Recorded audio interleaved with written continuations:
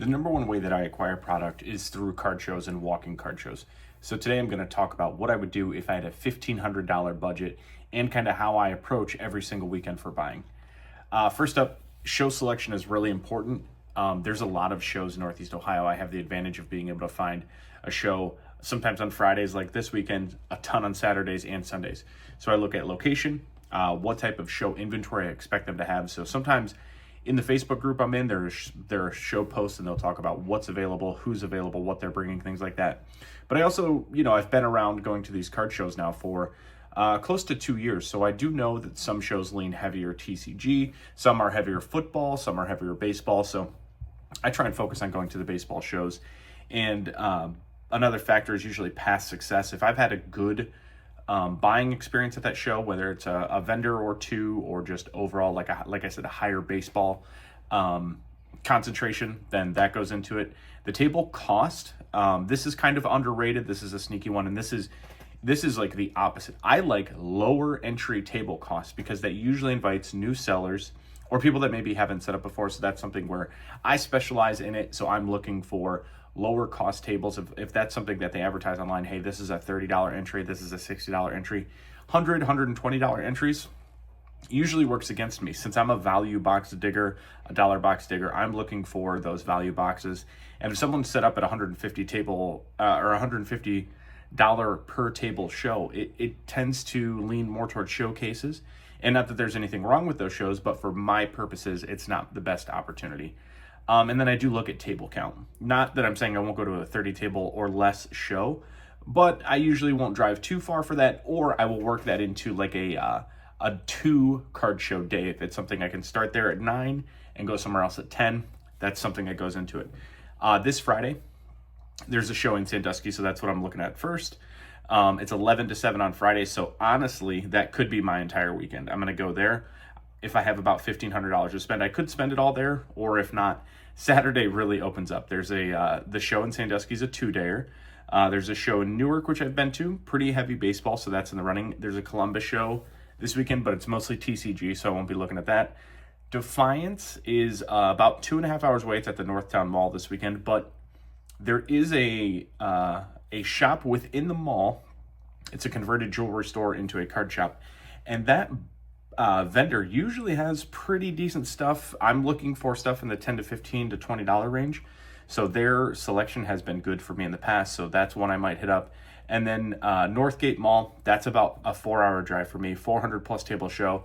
I think this is actually one of the first times they've run this specific show, but it is very close to, or it's run by the same company that runs the Eastgate Mall show, which is pretty close to Cincinnati.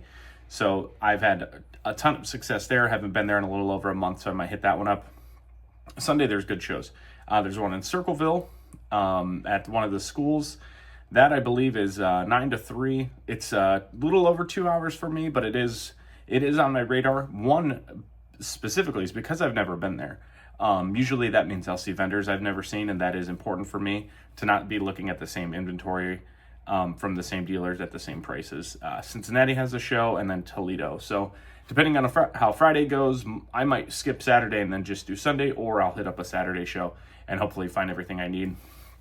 I also try and define my buying targets before I go, and I use a little bit of like crowdsourcing for that. When I run a Whatnot show, when people come in and ask, hey, do you have any blank, that I kind of register that. What I'd really like to do is download that information after a show is over, run it into AI, and see if I can get a prospective buying list. First up for me right now would be Home Field Advantages.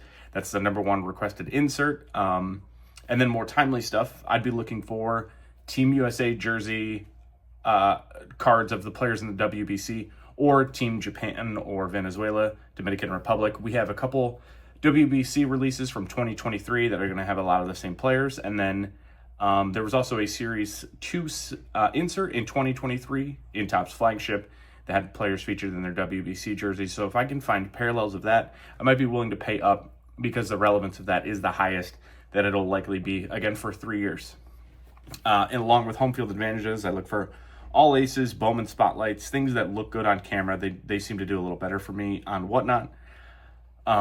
And then also try and replicate success. I just ran a show where Cosmic Chrome and Bob Ross did really well for me, so I'll be looking for more Bob Ross. Inserts, parallels, base, everything, it all did well, so That's something I'll look for. And then I always try and keep the new products in my mind, what short prints I might be looking for, or how I can take advantage of a product that maybe something people don't know about it.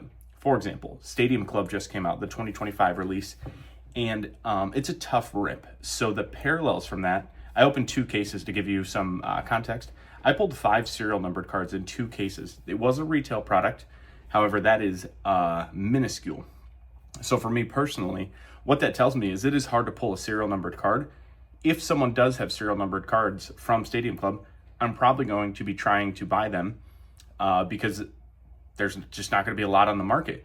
So there may be a little bit of higher first to market, higher first sale, higher second sale. People trying to complete rainbows, they can't find them. So just a little peek behind the curtain of how I try and navigate a new release. And specifically with this one, it wasn't a greatly or a very well received release. So there may be some opportunity there.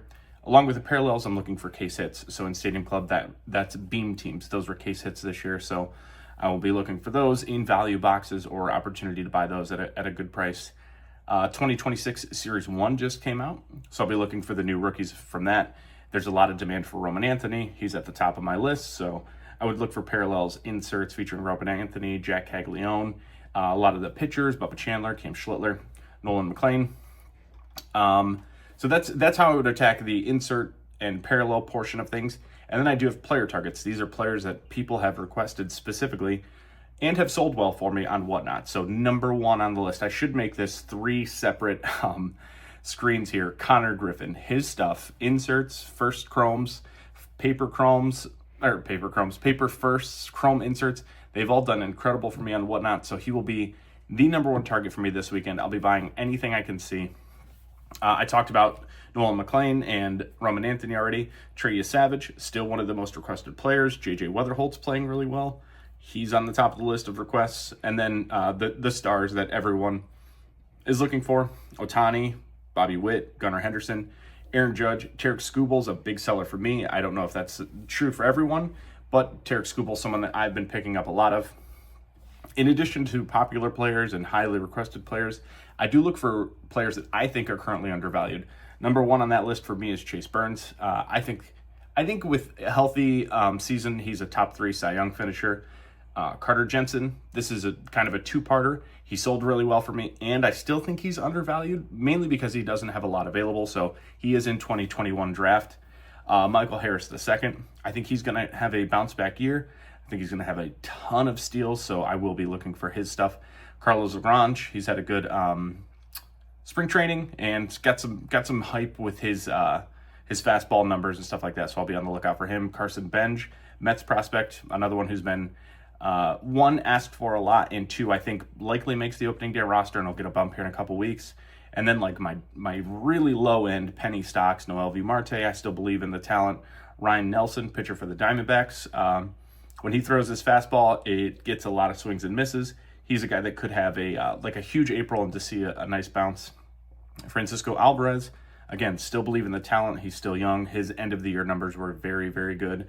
If you want to include Dalton Varsho on that list, he's a little bit older. He's 29, but his last 71 games with the Blue Jays were off the charts. And if you include like the Blue Jays' potential to maybe repeat, go back to the World Series, the hype for them will be very high. So Dalton Varsho's on the list. And then Luke Keeschel, just a guy I think is overall undervalued. I think he's very, very good.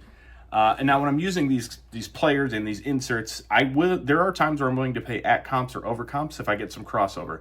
If I see an Aaron Judge home field, that's a card that I'm willing to pay likely 100% of comps, specifically because I'm running an Aaron Judge Whatnot show.